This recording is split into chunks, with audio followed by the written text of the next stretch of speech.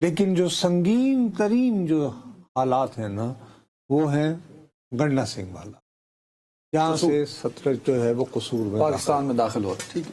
اور وہاں پہ اس وقت جب میں آپ پہ بات کر رہا ہوں ایک بہت بڑا ریلا جو ہے وہ دوبارہ آنے کے چکر میں ہے. اس کی وجہ بنیادی اگر آپ سمجھ لیں اور ہمارے جاننے والے بھی سمجھ لیں تو انہیں یہ سمجھ آئے گی کہ یہ آفت ہم سے کیوں نہیں ٹل رہی ابھی تک.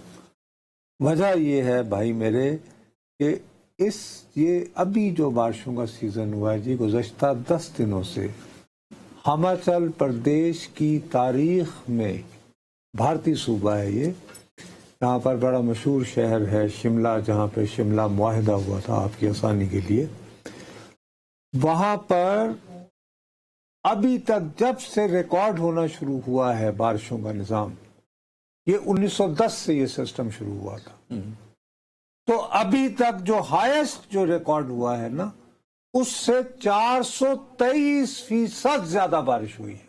مطلب 4 گنا زیادہ بارش ہوئی. In other words 423%.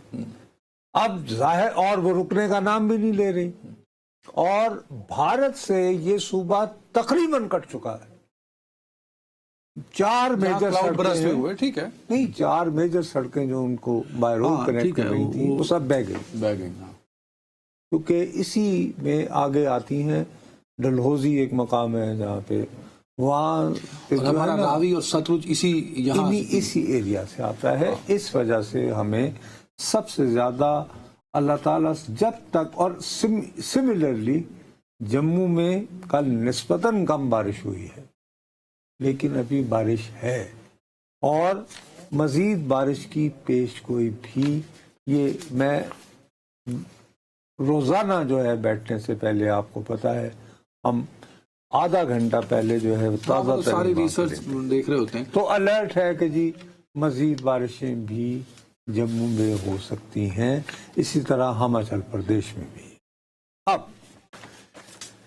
جھنگ پہ تمہیں پتا ہے کہ جھنگ ہو گیا، ٹوبا ٹیکسنگ ہو گیا، ان دونوں مقامات پر بنیادی طور پر سب سے پہلے یہ جو تریمو ہیڈ ورکس ہے جہاں پر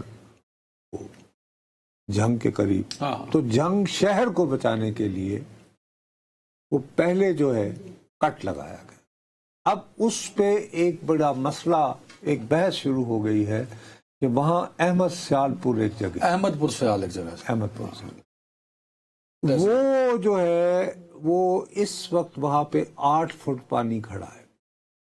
کچھ لوگ اس بحث کر رہے ہیں کہ اگر اس تریموں سے پہلے والے ہیڈ ورکس کو اگر ایک جگہ سے کٹ لگانے کی بجائے دونوں طرف کٹ لگایا جاتا تو شاید یہ حالت نہ ہوتی. ماہرین جو وہاں بیٹھے آبزرور ہیں، جو کنٹینیوس ڈیٹا آبزرو کرتے ہیں اور لینڈسکیپ کو جانتے ہیں، ایکسپرٹ ہیں اس ایریا کے، وہ بتائیں گے نا سر.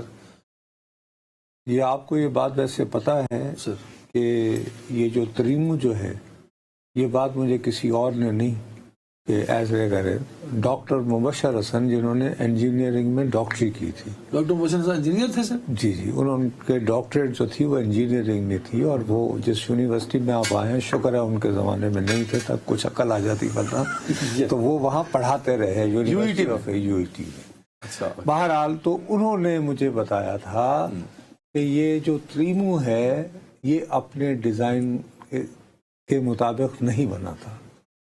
ایسا کیوں؟ کوئی جو اوریجنل ڈیزائن تھا نا یار، وہ انجینئر تھے، اب مجھے کیا پتا، لیکن انہوں نے مجھے یہ سمجھایا تھا. بڑا ایک دن بیٹھ کے انہوں نے اپنا وقت ضائع کیا، ایک جاہل کو سمجھا رہے تھے.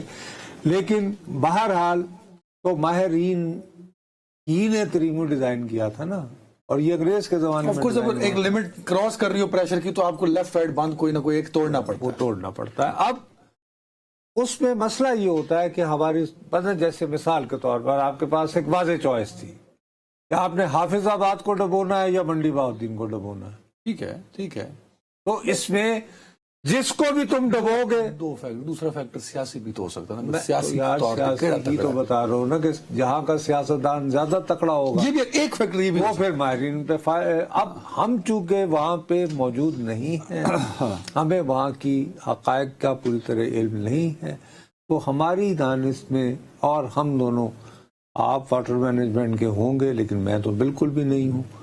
تو ہمارے لیے یہ بہت مشکل ہے کہ ہم کسی کی نیت پر سوال اٹھائیں.